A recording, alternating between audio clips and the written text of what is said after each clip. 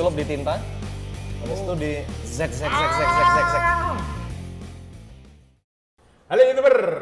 Nah, kali ini kita videonya bareng sama Pak Randy dari PO Santoso dan kita ada di Foodpedia freaking Santoso. ini Foodpedia, ini tempat makan guys. Jadi bukan marketplace makanan, ya hampir seperti itulah maksudnya. Kayak gitu lah. Ya kan, Anggap Foodpedia. saja restoran yang dibikin oleh PO Santoso. Ya, itu. Jadi ini ada di Kota Magelang, di arah yang ke jalan apa ini? Ini di Jalan Pahlawan nomor 23, tepat sebelum di Damkar. Untuk kalian apa ya, para bismania atau apapun yang mau ke sini, kita kasih gratis parkirnya. Tapi kalian pesen makan, bolehlah duduk di sini 3 jam, 4 jam gitu, kita bicarain base. Asal kalian pesen terus, guys. Oke, free wifi ya? Free wifi, free wife. Oke. Wife. Gitu teman-teman. Jadi kali ini kontennya saya akan membicarakan hal-hal yang di luar base. Karena kalau di channel base pasti ngomongin base, bener nggak? Tapi kalian tahu nggak kalau owner base itu kan nggak juga cuma melulu ngurusin base, iso jeblok guys, oke. Termasuk koton ini juga, iya. Jadi saya ini segmen ini mau nyoba tanya apa sih kegiatannya di luar base gitu loh. Bisa ya Pak Randy ya? Amat sangat bisa. Oke. Nah, di konten yang satunya itu kan kita pernah ya ke garasinya, lihat base-nya Santoso itu liverynya yang desain Randy sendiri ya? Iya, livery yang luar. Ya. Kok bisa desain tuh background-nya apa sih? Kalau saya untuk desain itu pertama-tama saya pakai program namanya simple-simple aja Adobe Photoshop. Tapi kalau dulu memang dari kecil tuh saya suka gambar. Oh. Pak. Dan Berarti emang suka gambar ya? Ada background pendidikan? pendidikan ada dulu, kebetulan kuliahnya beasiswa pemerintah di Nanyang, jurusannya desain juga. Oh. Tapi ini bukan dari nol ya guys ya, memang orang tua saya itu mendidik saya dengan tepat gitu. Jadi ini bukan dari nol, beasiswa bukan dari nol. Aku benci kalau ada pebisnis ngomong dari nol. Aduh, seperti Tidak mengakui orang tua? tidak mengakui orang tua. Untuk membuat dirinya merasa hebat ini bukan dari nol, tapi beasiswa pemerintah. Berarti emang beasiswa desain. Makanya Randy ini, aku manggil Randy aja lah ya. Iyalah. Pak terlalu tua ya. Dan ini masih Saudara available. Masih available. Oh, sudah taken? anggap saja masih available kok. Perlu di-cut nggak ini? nggak usah di-cut lah. Asik. Jadi teman-teman, Randy ini ayahnya Randy sepupu sama ayah saya, gitu loh. Karena ya udah dari keluarga dari dulu lah, ya kan dari nenek buyut berarti. Dari nenek moyang. Ya nenek moyang. Jadi ini ngobrolnya santai aja. Ngobrolnya Nah, sekarang amat santai. saya mau tanya, soalnya waktu saya ketemu Randy ini juga unik. Tatonan, gitu, pendiam. Jadi tak pikir-pikir, waduh ini ketoke nganu iki apa? Mungkin yakusai. Ada saja. Memang suka tato ya? Suka kok. Kalau saya pun malah membuat tato. Tato artis ya? Tato artis. Kalau orang di sini nyebutnya tato artis, pokoknya saya bikin tato lah. Dibayar untuk membuat tato orang-orang yang mau membuat tato gitu. Ini termasuk nato sendiri atau? Ini kebetulan kalau tato yang ini ya, kok itu aku nato sendiri, tapi yang lain bukan. Tapi Serius, nato serius, sendiri? ini aku nato sendiri. Ada videonya di YouTube. Wah. Ada videonya di YouTube yang tahun 2016-an. Ini waktu aku buka studio pertama kali aku sombong gitu kok, kayak nato itu apa sih? Tattooing itu apa sih? Gampang gitu kan. Lalu aku bikin gini sendiri. Tapi ternyata jadinya ya ancur guys. Ancur guys, jadi warnanya nggak masuk, garis-garisnya Tapi belok-belok. Keren loh, nato sendiri kan udah sakit toh? Sakit Tato sih. sakit tuh. Yang paling parah kalau nato sendiri itu nggak ada yang nge-stretch. Jadi kalau orang tato itu kulitnya harus nge-stretch atau membuka gitu. Tapi kalau di tato sendiri nggak ada satu tangan lagi yang stretching the skin gitu, nggak ada wek. Jadi ini jadinya elek kok. Oke, tapi satu hal yang dibuktikan udah tahan banting pasti. Yaitu nato awake dhewe iki Nato awake dhewe. kayak apa? Ngoperasi diri sendiri toh. Kayak jahit luka diri sendiri lah. Gitu loh. Dan itu studio tatonya di sini juga ya? Studio tatonya gabung di bawah. Ini kan lokasi Foodpedia Santoso. Kalau kalian dari orang Magelang, Jogja ada yang mau tattooing gitu, bikin tato ya lokasinya juga di sini. Oke. Jalan Pahlawan 23 di sebelum Damkar, Magelang. Oke. Bisa ngomong nggak tarifnya mungkin kalau tato itu? Tarifnya dulu saya bikin belibet ya guys ya, tapi kalau sekarang karena di Magelang ini yang mau tato banyak sebenarnya kok. Tapi yang mau bayar dikit. Oke. Jadinya kita bikin simple. per sesinya aku biasanya ngecasnya 1,5. 1,5. Per sesi per pertemuan lah, mau bikin apa kecil, mau bikin apa 1,5, gampang, simple. Oke. Sekuat Anda bisa jadi satu punggung, tapi nggak mungkin sih. Nggak mungkin. Nggak mungkin satu punggung. Oke, jadi kalau yang mau nyoba NATO langsung ke sini bisa juga, ya kan? Bisa banget. Terus ini berarti kalau ngurusin bis, nah ini nyerempet bis dikit. Itu karena emang seneng atau terpaksa atau apa ini? Nah kalau bis itu jujur sebenarnya gini guys, ini kita lebih bicara ke bisnis toh. Kalau buat saya, buat Randy, ini pekerjaan dibagi dua. Satunya adalah pekerjaan yang menghasilkan. Satunya adalah pekerjaan yang kita suka. Syukur-syukur kalau bisa kita suka menghasilkan ya Koh ya. Kalau misalnya kayak Koh Tony mungkin suka. Kalau saya sebenarnya jujur saya kurang suka bis. Tapi ini mau nggak mau harus survive. Soalnya ini pekerjaan yang menghasilkan buat keluarga semua orang atau staff yang ada di situ gitu. Jadi ini mau nggak mau harus di take care dengan baik. Oke. Sedangkan kalau pekerjaan yang lain, exporting, apa misalnya rumah makan atau minimarket atau tattooing atau graphic design gitu, itu saya suka. Oke. Oke, jadi itu ya teman-teman. Jadi buat Anda yang berkarya di PO, khususnya PO Santoso ini, dengerin Pak Randy ini sebenarnya ya nggak terlalu butuh kalau ngomong dari bis, ya kan? Karena tadi kita udah diskusi sedikit, ada banyak hal yang dia bisa berkembang di luar sana itu. Dan yang saya kagum ya, dia masih mau ngurusin ini, jadi kerjanya yang bener, ya kan? Pasti kita garap dengan benar. Dan base itu lagi populer ya Koh ya. Kalau kita lihat cewek-cewek itu kan banyak yang open PO sekarang. Banyak PO base gitu ya? Open PO cewek-cewek banyak. Oke. Nah sekarang ini di dekat kita ini ada beberapa benda. Es teh. Es teh, ya kan? Yang ini apa ini? Yang ini adalah mesin tato. Jadi untuk kalian yang penasaran tattooing itu prosesnya gimana, mesinnya seperti ini. Nanti jarum-jarumnya yang ada di belakang tersebut. Nah, ini jarumnya walaupun kelihatannya kecil, tapi sakit gitu ya? Tapi sakit. Wah, kok kecil tapi ya gede? Gede. Ini walaupun kelihatannya besar tapi cuman kayak 9 jarum. Nah, jadi ini nanti akan dimasukkan seperti ini. Oke. Dan nanti gerakan jarum tersebut akan gini. What?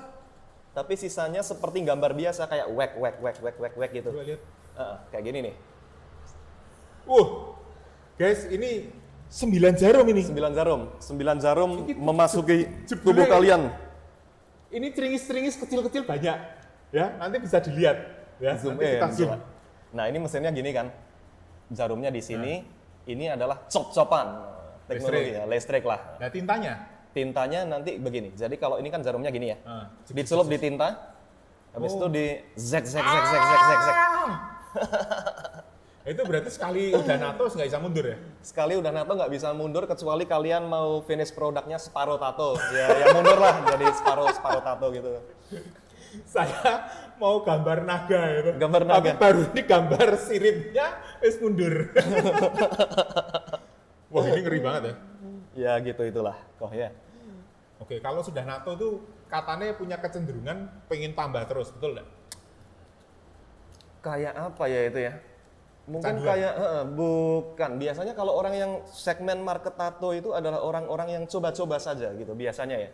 Nah, orang yang coba-coba saja itu begitu nyoba sekali itu mereka kayak aksesnya lebih mudah. Soalnya kalau kalian belum pernah nato, kalian nggak tahu harus kontak siapa untuk mendapatkan tato. Tapi kalau kalian udah tato pertama, kita koneksinya kemana untuk dapat barang tersebut atau jasa tersebut lebih gampang. Jadinya ya mereka jadi bikin-bikin terus. Wow. Setara dengan apa ya? Wah, aku masih terpukau loh melihat ini jarumnya ini. Ada yang lebih gede loh, ada sampai 23 jarum. What? Jadi orang ditato Berarti ini langsung ketusuk berapa jarum ini? 9 langsung jarum ketusuk ini? 23 jarum dan itu gerakannya cepat sekali. Kalau tattooing itu kayak jarumnya itu gini. Buk. Nah, dan ini nusuk ke kulitnya zet gitu. Tapi nggak sakit kok.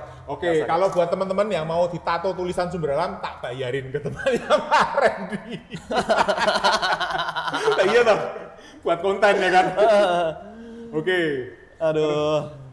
Ini satu hal ya kan, dan itu ya kerjaan yang cukup menyenangkan ya kan. Menyenangkan. Nggak ada duitnya tapi menyenangkan. Ya, Ya ada duitnya lah, ya adalah sedikit gitu. Oke. Next apa ini barang yang tumpuan apa ini? Nah yang ini sampingnya? guys, ini aku nggak ngerti kalian kelihatan atau enggak ya. Ini Avanza. Oh, Avanza ya. Ini tahu teman-teman, ini bisa jadi Avanza atau bisa jadi Kelihatan sasis bis ini. Ya kan?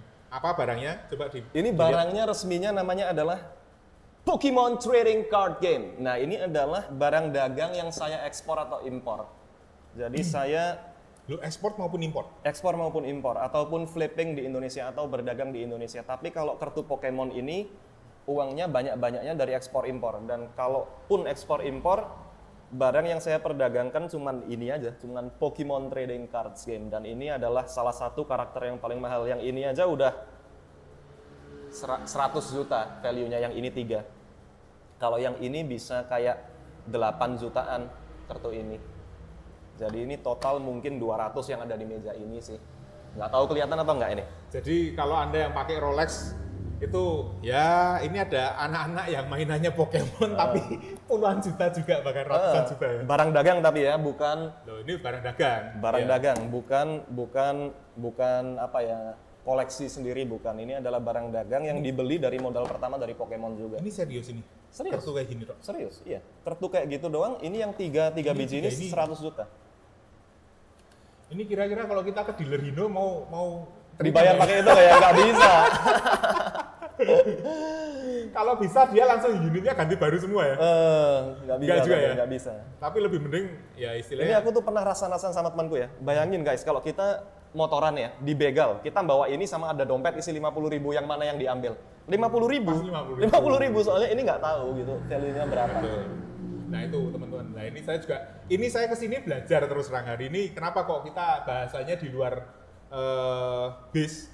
Karena saya tahu Randy ini unik-unik. Bahkan ada juga jualan NFT ya udah ya. NFT ya, OpenSea. NFT juga Pokemon juga guys. Itu. NFT-nya Pokemon juga.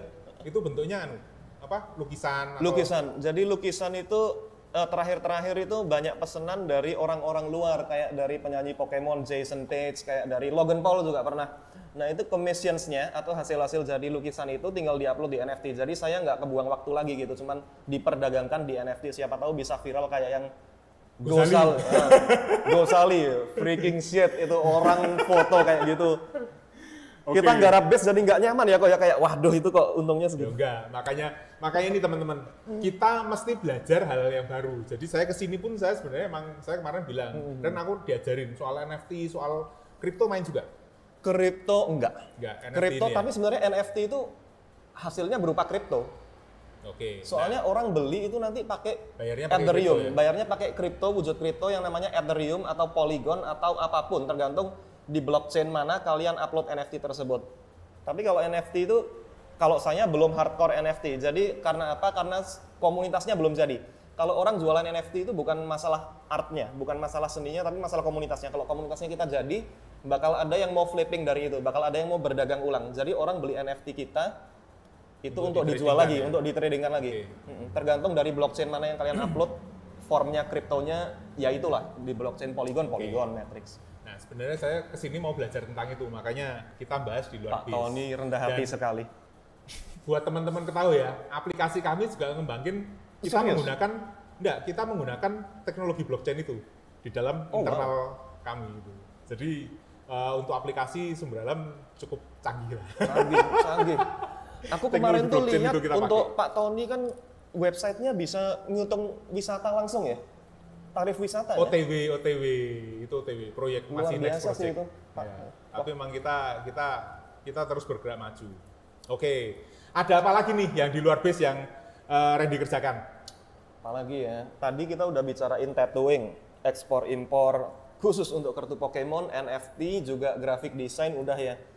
Selain itu ada minimarket sih, tapi itu Minimarket adalah berarti bisnis franchise keluarga. ya? Oke. Bukan franchise. Kita Memang ada minimarket. kita memang ada sendiri, namanya minimarket Happy Murah di Magelang. Oke, Tapi itu memang kita yang jalanin sekarang. Untuk keluarga Sama ya. ya ada ini yang di belakang itu. Foodpedia Foodpedia Santoso ya? freaking Santoso, lainnya nggak inget. Tapi nanti Tapi- kita sepanjang omong-omong nanti juga ingat, oh aku juga ngerap itu juga gitu. Oke, berarti sing dipegang Randy dan memang mainannya cuma ini, tato, sama Atau NFT itu ya? NFT, heeh. Sama ya ini yang kita promosiin di belakang gede ini. Yes. Oke gitu teman-teman. Jadi ini kita ini belum buka karena jamnya, dan ini kita booking satu ruangan khusus untuk bikin podcast ini loh. Coba saya mau podcastan di garasi, dia oh jangan di garasi, di tempat sini aja. Wah, ada tempatnya sendiri. Oke teman-teman, jadi itu untuk pengetahuan di luar base, dan saya berharap nanti PO-PO yang lain yang cukup open dan terbuka untuk kita bisa sharing apa sih di luar base kerjanya apa sih gitu loh. Oh menarik banget itu ya. Semoga dengan podcast ini teman-teman PO yang lain juga mau membuka diri dan bisa kelihatan oh kita bisa bertukar pikiran gitu. Karena kadang-kadang jenuh loh kita Jenuh. ngomong bis terus kan, datang mau ngomong apa sekarang soal tarif, angkutan gelap dan lain-lain, itu nggak ada Udah habisnya, ya kan. udah umum lah, udah tahu Mending kayak semua. gini, hah? Nggak tahu ini berarti wah aku bisa ikut ulaan kah atau apa ya kan. Tapi kalau ini susah, kalau Pokemon ini kita harus gamer dari kecil lah. Ya, aku juga Harus nggak tahu. paham maksudnya. Kalau nggak rugi malah. Ya karena di tanganku ini juga nggak berharga gitu loh, kayak mainan anak kecil kan. Kayak Gitu loh. Itu. Oke, demikian vlog kita kali ini. Terima kasih dan sampai jumpa di vlog berikutnya. Tetap sehat, tetap semangat, tetap hidup. Jangan mati.